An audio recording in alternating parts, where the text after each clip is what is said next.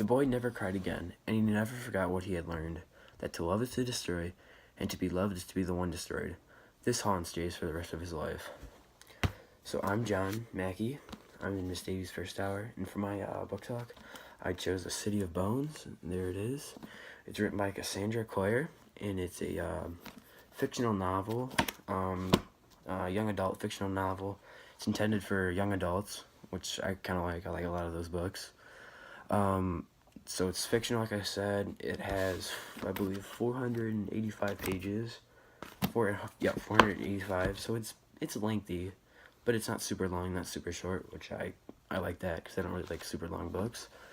It's also the first book of a 6-book series called The Mortal Instruments. Yeah, so I've only read the first book so far, and I actually really enjoyed this book, but I do intend to read the rest of it when I get a chance. So the main character, one of the main characters, or protagonist, is Clary Frey. She was born August 23rd, 1991 in Manhattan, New York. She's, when the story takes place, she's 21 years old. And she lives in an apartment in Manhattan with her mother. She doesn't know, like, who or what her father was, or what he was capable of, which we find out late in the story that he's, like, this guy with tremendous powers, and whatnot. So another, protagonist would be Jace Harold. He's another main character. He was born on January 18th, 1991 in Idris. He's also 21 years old when the story takes place. He actually lives in the New York Institute in Manhattan, New York, a place where the shadow hunters can come and seek shelter after their long day of work. So basically, a shadow hunter is a special person who has these special dark markings on their skin. These could be permanent. These markings could be permanent or just temporarily too. It really depends.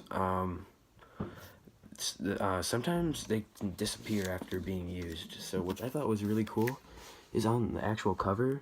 Like if you look closely, you can see these markings. I don't know if you can see them there, but there's like these markings, which I thought was really cool. How the author shows us like how they can be depicted. So I thought that was really cool. So actually, most of these markings, they like symbolize like traits, like for let's say agility or hearing or strength or whatnot like that. So I thought that was pretty cool. It's basically like showing what powers they have, I guess you could say. So the marking will only appear up on like a real shadow hunter, not I have to be real. If a mark is drawn on a mutane, like a human, mutane is like another word for a human or something like that. They will die like immediately, like they will die right away, I guess you could say. So shadow hunters use these markings to kill and hunt down their predators, or not their predators, but I guess you could say like the bad people in the story who are roaming around us like right now, I guess you could say. So Valentine Morgenstern is the antagonist of the novel. She's a bad one in The City of Bones. He's 39 years old and was born in Idris. Idris is like the country that mutanes, or like regular people, don't have the ability to see. Only like shadow hunters have the ability to see it, and they can only open the door to the country. So that's basically to summarize up Idris.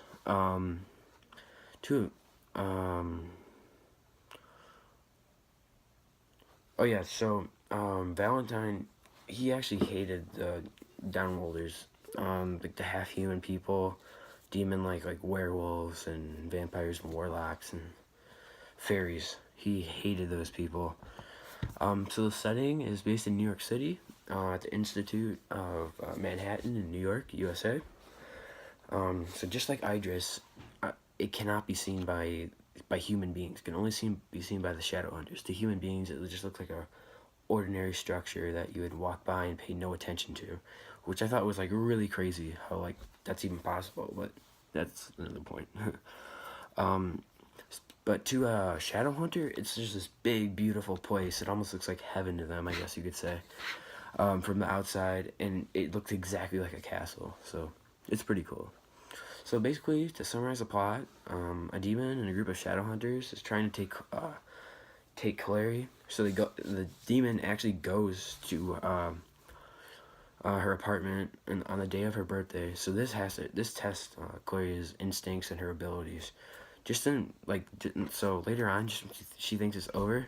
Jace impales a demon by grabbing a hold of her, and kills it. And kills it. Clary is thrust into a new world she thought was only fictional in stories, but she realizes that she's actually in this, so it's not fiction.